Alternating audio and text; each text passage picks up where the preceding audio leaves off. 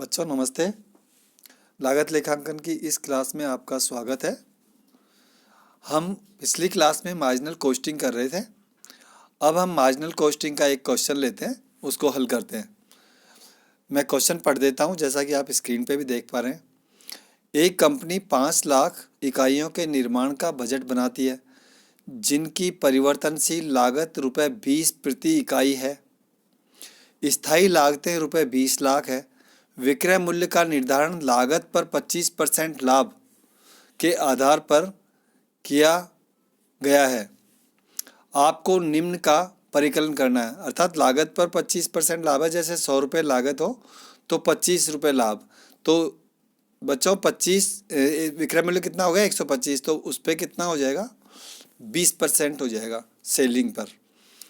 तो आपको निम्न का परिकलन करना है। सम विच्छेद बिंदु तथा अंशदान मात्रा अनुपात, बीईपी एंड कंट्रीब्यूशन। यदि विक्रय मूल्य में 20% की कमी कर दी जाए तो ज्ञात कीजिए। ए, विक्रय मूल्य में कमी का सम विच्छेद बिंदु तथा अंशदान मात्रा अनुपात पर प्रभाव, और ब, बजट लाभ से 20% अधिक लाभ अर्जित करने हेतु घटे हुए मूल्य पर अतिरिक्त विक्रय की जाने वाली आवश्यक इकाइयों की संख्या। अब इसका सॉल्यूशन करते हैं अपन। Statement showing unit sales price, ऐसा हम एक स्टेटमेंट बनाएंगे जिसमें एक कॉलम होगा पर्टिकुलर का और दूसरा हो गया अमाउंट का। तो रुपीस डाल दिया हमने। अब budgeted variable cost per unit, तो बजटेड वेरिएबल कॉस्ट चूँकि 5 लाख इकाइयाँ हैं और प्रति इकाई 20 रुपये है, परिवर्तनशील लागत है 20 रुपये, तो budgeted variable cost per unit हमने 20 रुपये लिख दिया। Budgeted fix cost per unit, अब ये कह रहा है कि 20 लाख रुपए स्थायी लागत है और हमारी यूनिट है 5 लाख। कंपनी 5 लाख इकाइयों के निर्माण का बजट बनाती है, तो 5 लाख का भाग देंगे 20 लाख रुपए में, तो 4 रुपये हमारी फिक्स कॉस्ट पर यूनिट आ गई। टोटल बजटेड कॉस्ट क्या हो गई 24 रुपये। और टोटल जब 24 रुपये हो गई टोटल बजटेड कॉस्ट, और add profit 25% on total cost, अर्थात 24 रुपये कॉस्ट पर हमको 25% लाभ ज्ञात करना है, तो वो 6 रुपये आ जाएगा, है ना। 25% 24 का 25% 6 रुपये, तो हमने ब्रैकेट में लिख दिया 25% ऑन टोटल कॉस्ट 6 रुपये। तो पर यूनिट सेलिंग प्राइस हो गई बच्चों 30 रुपये। तो हमने जोड़ दिया 20 रुपये वेरिएबल कॉस्ट, फिक्स कॉस्ट 4 रुपये, टोटल बजटेड कॉस्ट 24 रुपये, प्रॉफिट जोड़ा इसमें 6 रुपये, तो पर यूनिट सेलिंग प्राइस 30 रुपये आ गई। अब स्टेटमेंट ऑफ बजटेड प्रॉफिट, अर्थात हम प्रॉफिट निकालेंगे भाई कितना प्रॉफिट हुआ, कितना कंट्रीब्यूशन हुआ। तो बजटेड सेल्स है 5 लाख इकाइयाँ हैं आपकी, 30 रुपये की दर से बेच रहे हैं, सेलिंग प्राइस निकाल ली हमने, तो ये हो गई 1,50,00,000। 1,50,00,000 रुपये सेल्स हो गई हमारी। अब इसमें less variable cost, variable cost क्या आ रही है अपनी 20 रुपये प्रति इकाई, तो 5 लाख गुणा 20, 1 करोड़ रुपया हमारी वेरिएबल कॉस्ट आ गई। अब हमारा कंट्रीब्यूशन बचा 50 लाख, क्योंकि हमने सेल्स 1.5 करोड़ में से वेरिएबल कॉस्ट 1 करोड़ घटा दी, तो 50 लाख रुपये का कंट्रीब्यूशन आया। अब इसमें से हम लेस बजटेड फिक्स्ड कॉस्ट करेंगे। 20 लाख दे रखा है आपको कि स्थायी लागतें 20 लाख रुपये, तो ये 20 लाख हमने घटा दिया, तो ये आ गया बजटेड प्रॉफिट 30 लाख, अर्थात 50,000 इकाइयाँ इंटू 6 रुपये की दर से प्रॉफिट, जैसा कि हमने ऊपर के स्टेटमेंट में देखा था। तो ये 30 लाख रुपये हमारा बजटेड प्रॉफिट आ गया। अब हम बीईपी निकालेंगे। स्क्रीन पे जैसा कि देख रहे हो बीईपी इन यूनिट्स, तो बीईपी इन यूनिट्स में फिक्स कॉस्ट बटा कंट्रीब्यूशन ये लिखें, या fix cost plus profit per unit. तो 20 लाख फिक्स कॉस्ट है हमारी और कॉस्ट कंट्रीब्यूशन है 10 रुपये।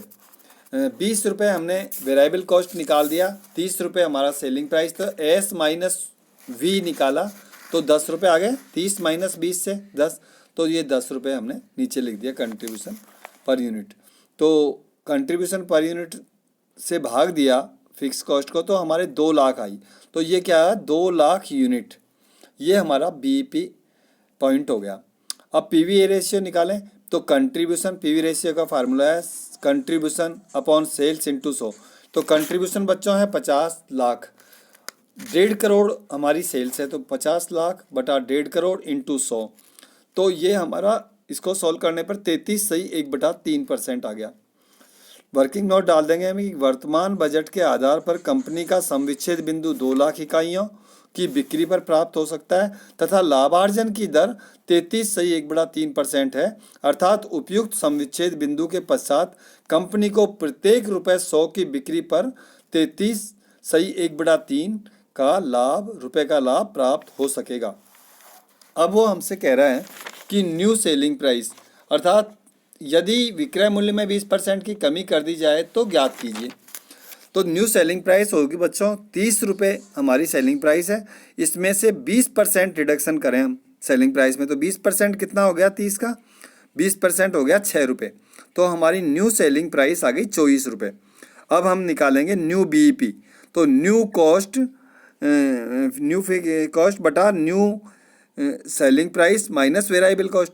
तो हमारी कॉस्ट है 20 लाख और फिक्स कॉस्ट, और सेलिंग प्राइस में से वेरिएबल कॉस्ट घटाया 24 रुपये माइनस 20 रुपये, तो ये 4 रुपये, तो 20 लाख बटा 4, तो ये 5 लाख यूनिट पर हमारा बीईपी पॉइंट आ गया। अर्थात हमने फिक्स कॉस्ट में 20 लाख में new selling price minus variable cost घटा के 4 रुपये का आया जो उसका भाग दिया, तो 5 लाख यूनिट पे आ गया। अब न्यू बीईपी क्या आएगा, new BP PV ratio, new PV ratio new contribution बटा न्यू सेलिंग प्राइस इंटू 100। तो न्यू कंट्रीब्यूशन क्या है 24 रुपये, सेलिंग प्राइस है हमारी 20 रुपये, वेरिएबल कॉस्ट है अपॉन 24, तो ये 4/24 इंटू 100, तो ये 16 सही 2/3%, ये हमारा न्यू पीवी रेशियो आ गया। अब हमसे बी पॉइंट में पूछ रहा है कि sales unit needed to attain 20% more than budgeted profit at reduced selling price, अर्थात जो 20% सेलिंग प्राइस कम किया है उसके ऊपर हमको 20% जो बजटेड प्रॉफिट है उससे 20% अधिक प्रॉफिट अटेंड करने के लिए क्या सेलिंग यूनिट होगी, क्या सेल्स यूनिट होगी। तो हम इसका फार्मूला लिखेंगे desire profit is equal to क्या निकलेगा, budgeted profit plus 20% of budgeted profit.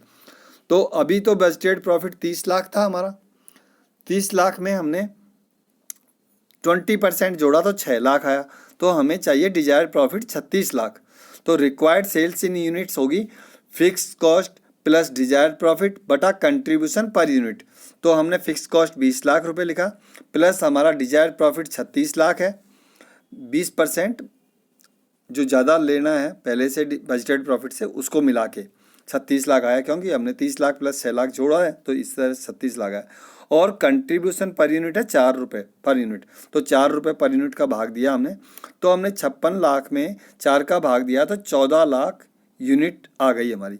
तो एडिशनल यूनिट्स रिक्वायर्ड हुई required sales minus existing sales, तो रिक्वायर्ड सेल्स आपके 14 लाख आ रही है और एग्जिस्टिंग सेल्स जो है कम करने के बाद में हमने जो न्यू सेलिंग प्राइस थी उसके आधार पर 5 लाख यूनिट थी हमारी एग्जिस्टिंग सेल्स, तो अब ये 9 लाख यूनिट हमको एडिशनल यूनिट चाहिए।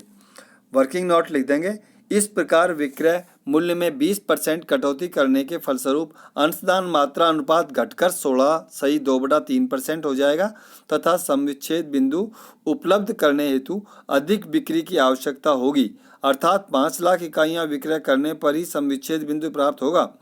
बजट लाभ ₹30 लाख है, यदि इस लाभ से 20% अधिक लाभ अर्जित करने का लक्ष्य रखा जाए तो घटे हुए विक्रय मूल्य पर कंपनी को 9 लाख अतिरिक्त इकाइयों की बिक्री करना आवश्यक होगा। तो इस तरह से हमने इस क्वेश्चन को सॉल्व किया। थैंक यू बच्चों।